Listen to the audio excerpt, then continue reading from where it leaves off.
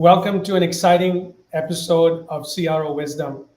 I'm delighted to have industry expert with over 3 decades of experience at companies such as Citi, Deutsche Bank, and now Supply Wisdom. John has led vendor management, risk programs, and today he is the co-chair of the advisory board at Supply Wisdom, a leading risk intelligence company, and he's also the chief evangelist. John, welcome. Thank you, Atul, for the opportunity to share thoughts and concepts with a great audience. Thank you, John. John, I've been very fortunate to have known you for over 7 years, so I've had the benefit, and now so does the audience. So, John, let's maybe before I ask for your background, one big question, because I'm hearing this getting a lot of importance from business leaders, and it's around risk. When you look at procurement and you think about risk, often they become hurdles to the speed of business simply because of the process that they need to do. Talk to us about how have you done this, or how are you enabling others to rethink risk so they can actually be revenue generators? All companies of all sizes turn to vendors and third parties. And you turn to vendors and third parties for a couple of reasons. One is there might be a more cost-effective way to do it, provide a service or a function, or you need a platform for a new product. In either way, you need to use third parties. We're no longer trying to be, all things to all people. Yeah. We've all heard the phrase, Atul, savings is the new revenue. And the faster we can get a provider on board who is going to help us save, the faster we realize the benefit of that savings. And then that savings can even go to the bottom line or be invested differently. And I think the exact same thing applies for new products. If you can get a new product to market faster, revenue comes in, the sooner the better. So I think that's where the third party and vendor risk program is going. We have to support the business more. Right. And I think that's where, John, you've made the pitch. This is where this real-time risk intelligence can actually play that role. How do you can speed up that assessment? Mm-hmm. So, John, this is a question that always gets very interesting answers, which is, how did you end up in risk management? What career journey brought you to risk management? It was a long journey.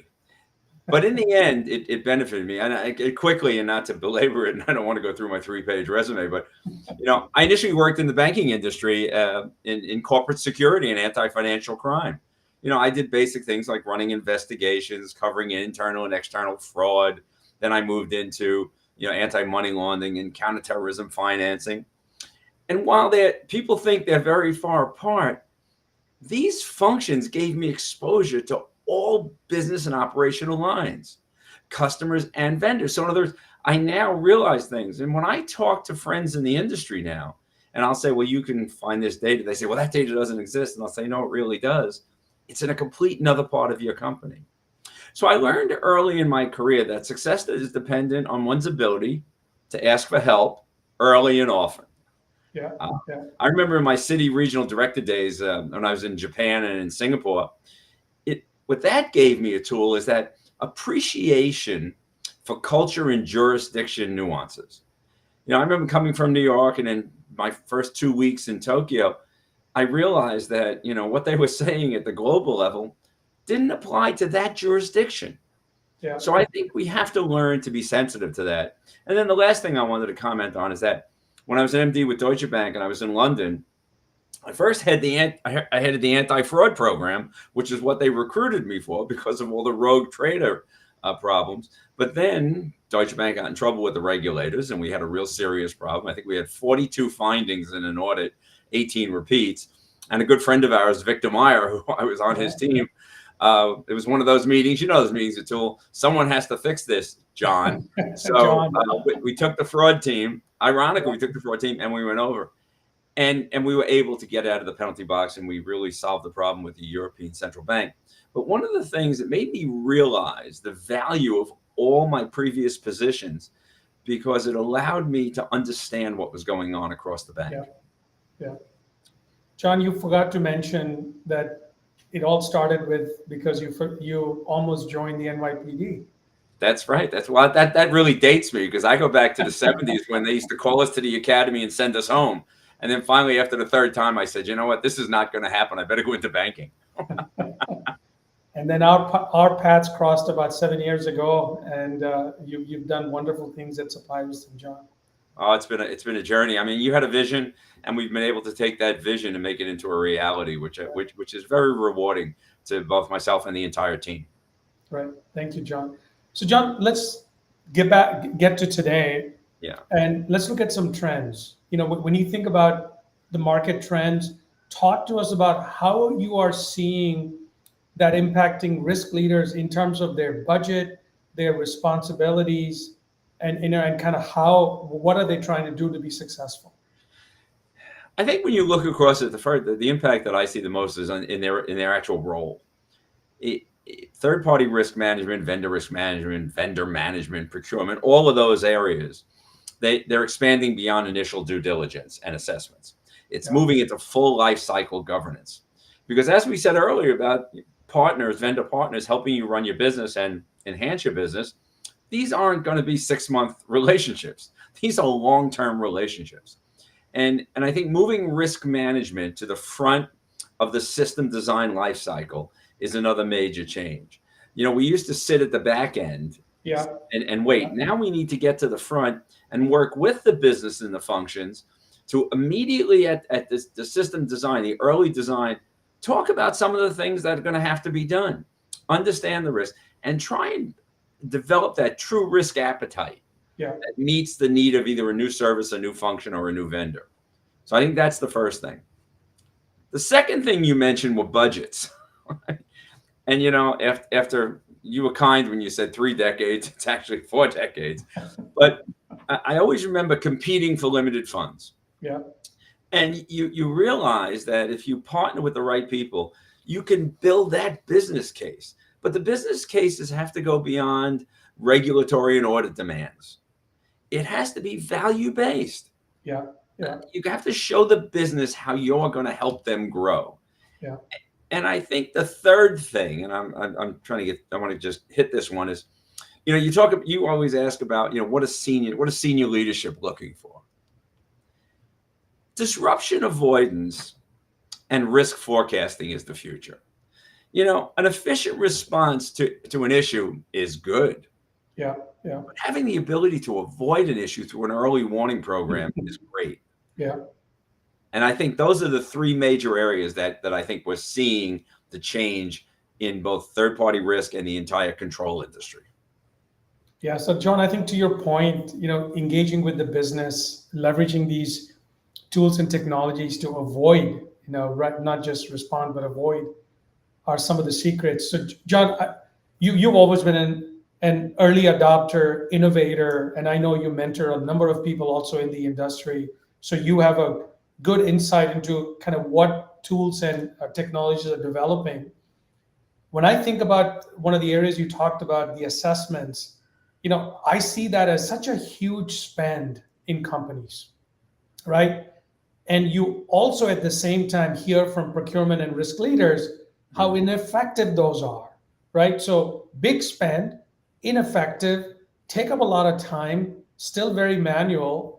Talk to me about what are some of the innovations, John, that either you're doing or you're seeing in the marketplace regarding either compressing those, shortening those, spending less, faster, any innovations that you're seeing?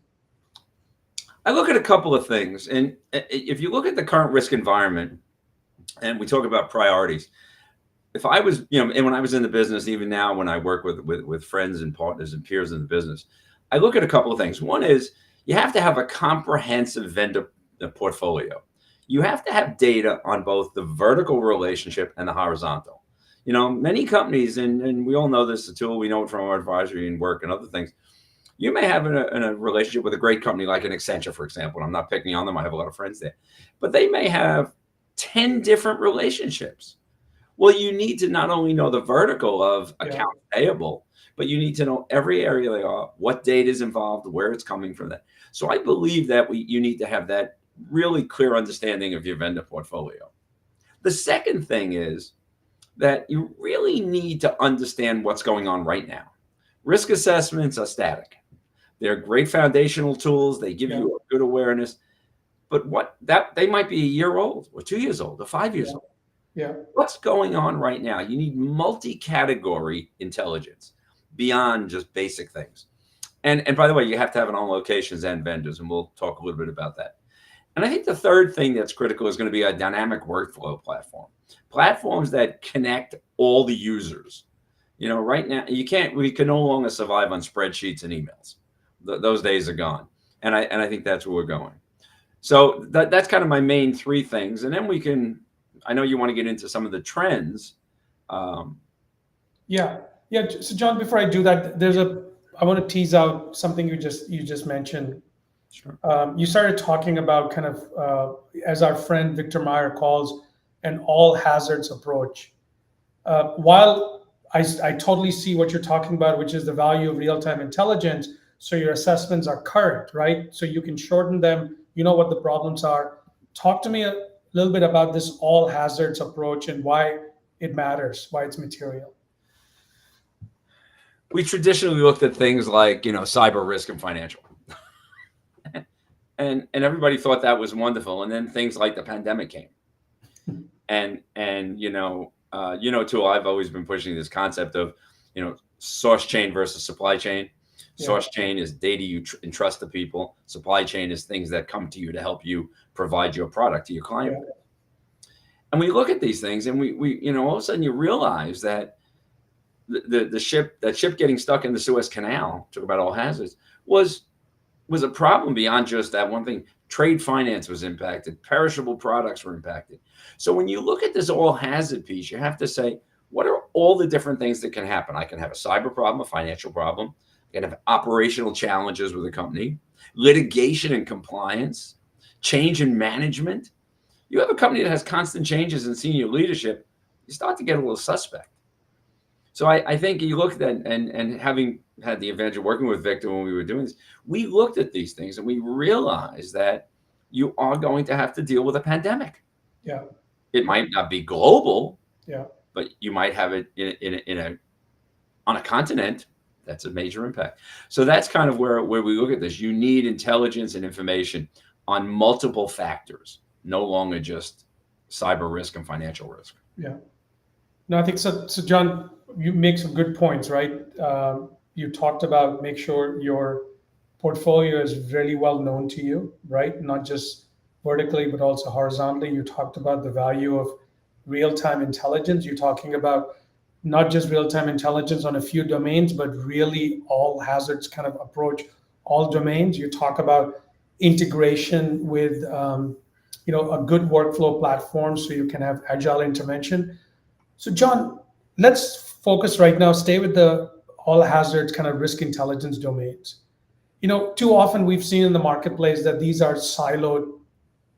You might have a financial provider that's providing you quarterly statements, reviews, not really real time. You may have cyber that's real time. You may have a compliance or reputation service that's not really real time, but again, an ESG that is separate. So now you have all these silos. Talk to me a little bit about what are you doing? What trends are you seeing in terms of giving somebody a more comprehensive view? Well, what we've realized is that you have to take a holistic view across those 5 or 6 categories. And, ESG is 3 categories in and of itself. So you have to look across all of that. So having a cyber report and a financial report, okay, but if the cyber is only being looked at by the CISO and the financial is only being looked at by a financial team or a credit team, or there's no look at how it impacts. So when you take cyber and financial and compliance and legal and operational and ESG, and you put them into this one profile, you now look at a company and you say, well, okay, they're okay in these 3 areas, but they're having a problem here.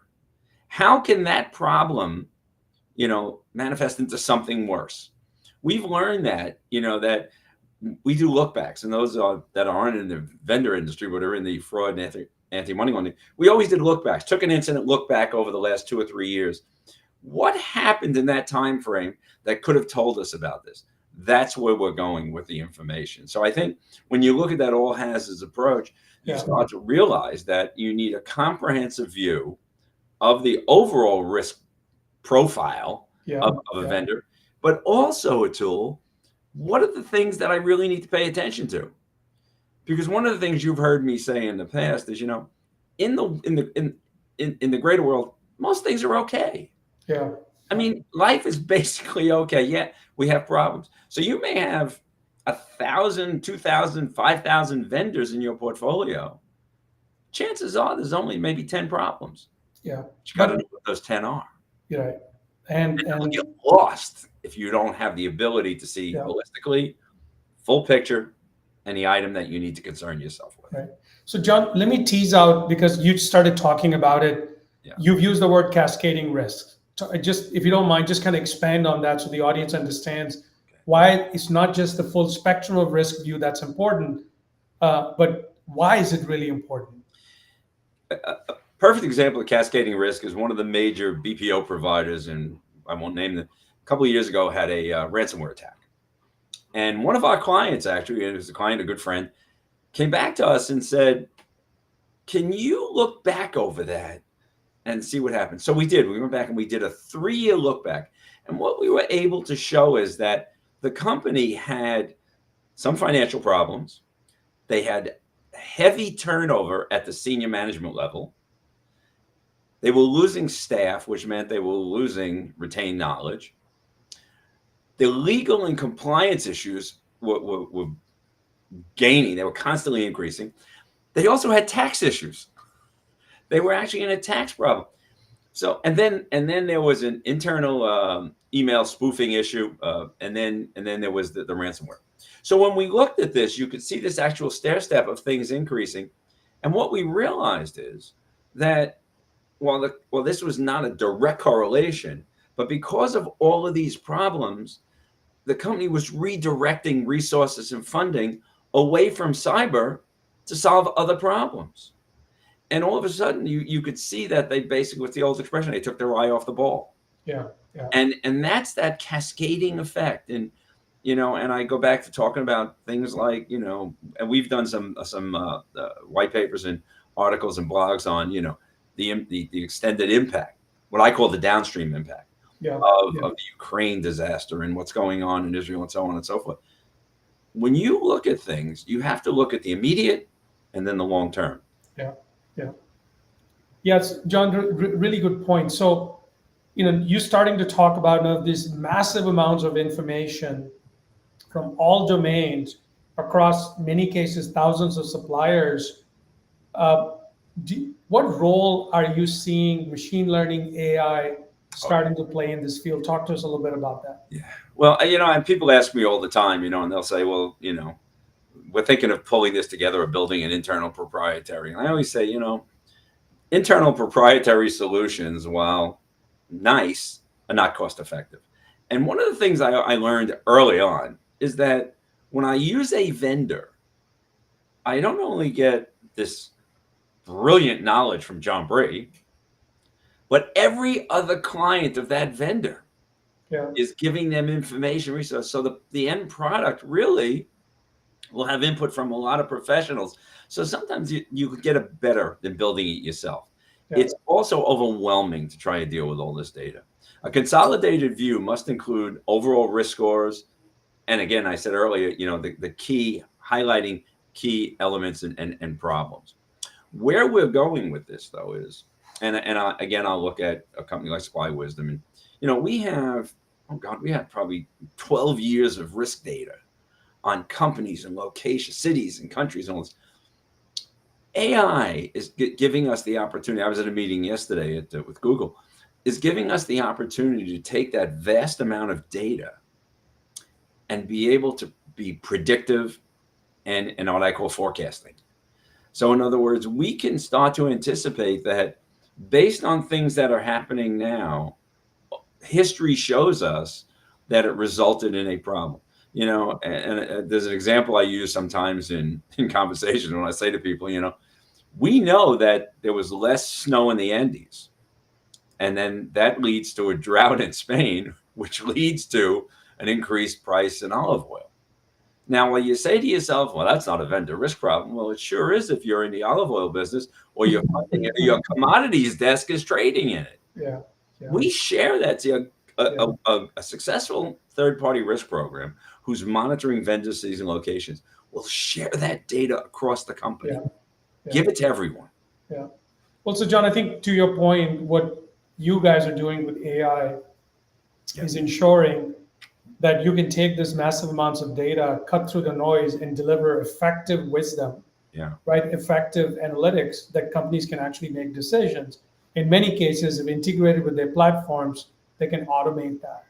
So John, this also brings me to that the role of risk in the source life cycle, in the service life cycle, the ongoing operations life cycle has risen very dramatically because we've seen disruptions rise.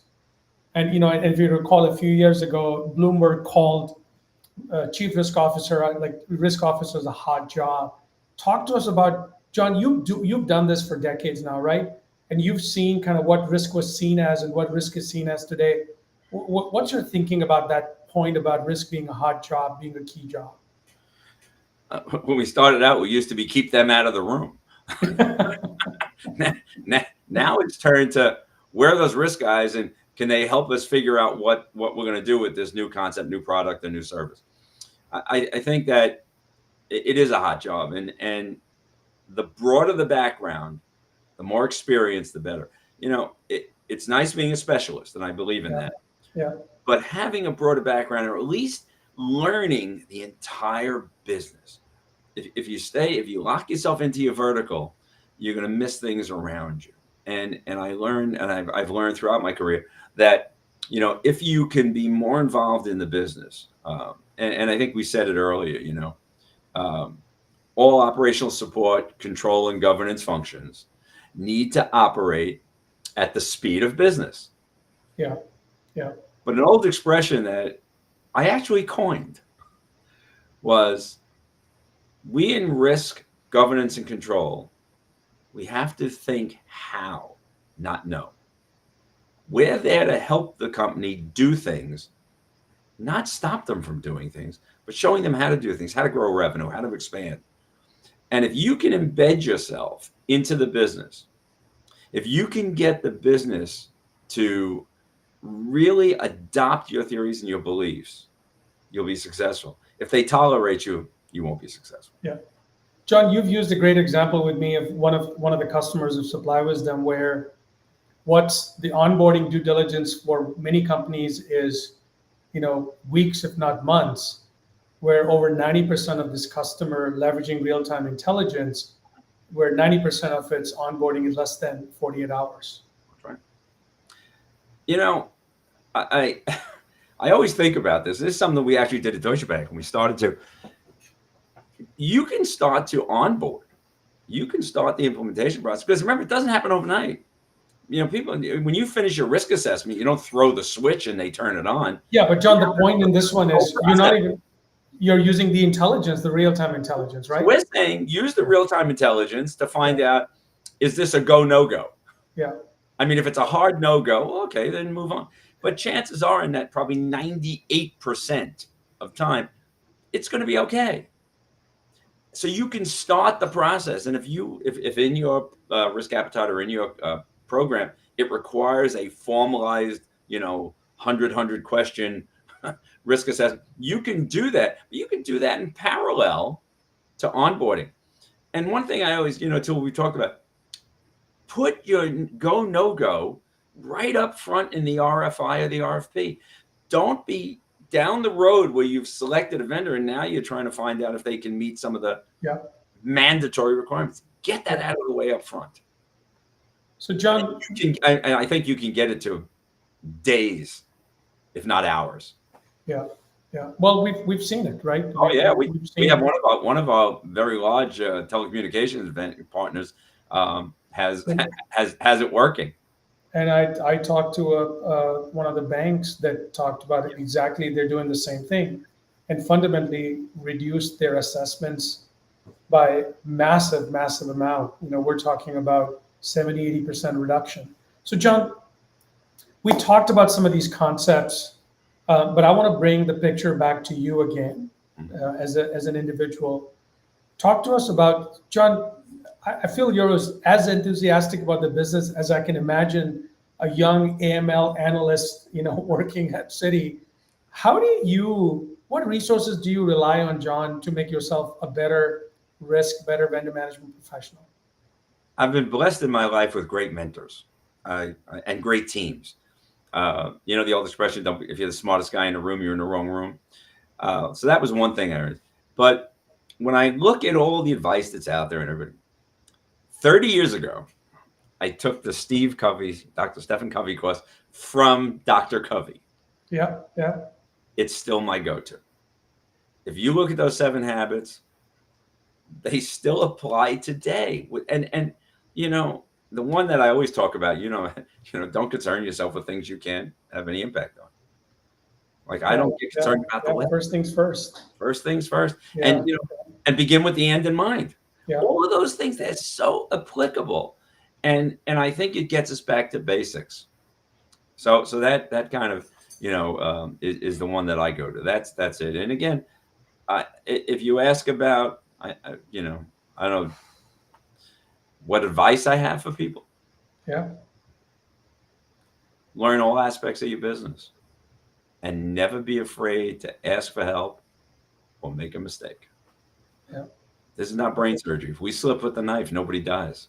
You got to be willing to stand up for what you believe in and take a chance, but don't do it cavalierly. Do the research, do the homework, learn. Yeah. But sometimes you have to make that, we talk about risk management. Well, it's not about no risk. It's about managing risk. Yeah. Yeah. So, John, I really appreciate you making time today. I think you've shared some wonderful examples, wonderful learnings that you have had that's made you successful. And thank you for making time to share your wisdom with our audience today. Thank you, John. Thank you for